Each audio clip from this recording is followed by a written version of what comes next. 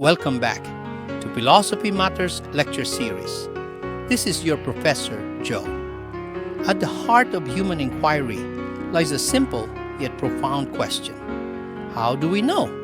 Today, we explore the answers offered by five influential thinkers of the modern period: René Descartes, John Locke, George Berkeley, David Hume, and Immanuel Kant.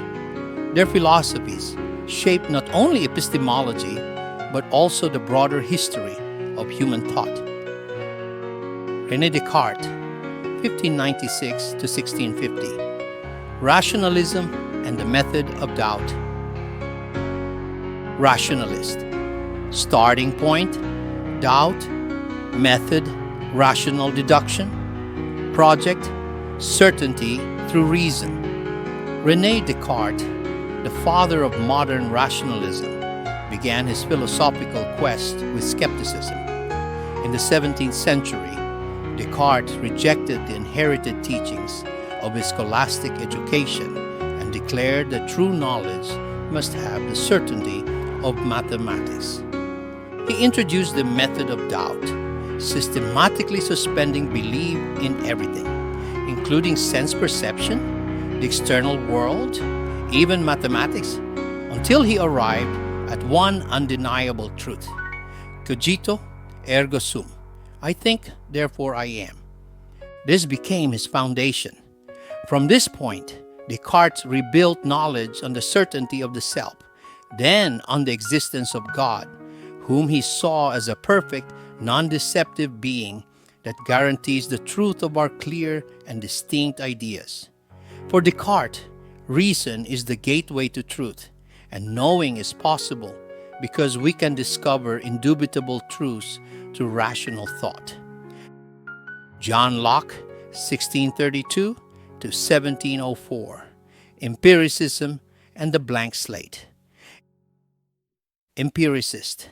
Starting point, experience. Method, observation and reflection. Project, understanding the mind. John Locke, writing during the English Enlightenment, rejected innate ideas. He believed the mind at birth is a tabula rasa, or blank slate.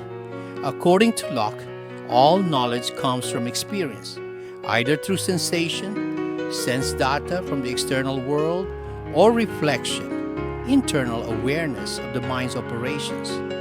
His theory, known as representationalism, claims we never perceive objects directly. We only perceive ideas of them, shaped by our sensory inputs. He also distinguished primary qualities, such as shape and motion, which exist in the object, from secondary qualities, such as color and taste, which arise in the mind. For Locke, knowing is possible because the external world impresses itself upon our senses, and our minds reflect and organize these impressions into ideas. But because perception varies from person to person, knowledge is perspectival, filtered through individual experience. George Berkeley, 1685 to 1753, Empiricism and the Immaterial World. Empiricist, idealist, starting point, perception. Method, sensory mentalism. Project, reality as divine perception. George Berkeley took Locke's empiricism in a bold new direction. While Locke believed in material substances behind our perceptions, Berkeley denied the existence of matter entirely. He argued that to be is to be perceived, esse est percipi. According to Berkeley, the only things that exist are ideas in minds. The external world is not made of substance. It is made of perceptions. But what about the persistence of things when no one is looking? Berkeley's answer: God, the eternal perceiver, sees all things at all times. In Berkeley's idealism, knowing is possible because reality consists of perceptions sustained in the mind of God. Thus, experience remains central, but it is not grounded in materiality. It is grounded in divine consciousness. David Hume, 1711 to 1776, Empiricism and the Limits of Knowledge. Empiricist skeptic, starting point, impressions, method, empirical critique, project, demolishing certainty. David Hume accepted that all knowledge comes from experience, but he brought to empiricism a critical, skeptical tone. He began with impressions, the vivid, immediate sensations we have, and noted that our ideas are only faint copies of these impressions. He questioned one of the cornerstones of human understanding, causality. We assume cause and effect based on habit, not on reason. For instance, we see fire and expect heat, but we never perceive the necessary connection, only repeated sequences. Hume concluded that our belief in cause and effect is not justified by reason, only by custom. He also doubted the existence of the self, proposing the bundle theory that what we call self is just a collection of changing perceptions, not a permanent substance. For Hume, knowing is possible only within the limits of direct experience, and anything beyond that, causation, self, or substance, is uncertain and should be treated with caution.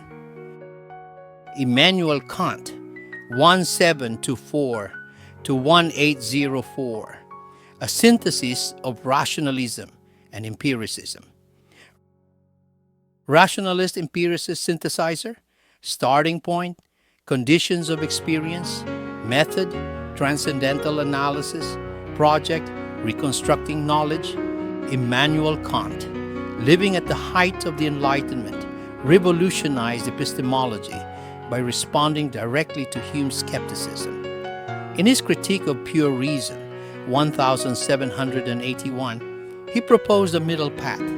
Knowledge arises from a synthesis of experience and innate cognitive structures. Kant called this transcendental idealism.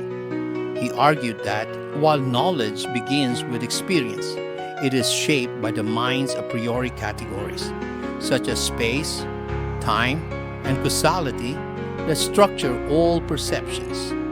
He introduced the idea of synthetic a priori knowledge, truths that are not derived from experience but are necessary for experience to make sense.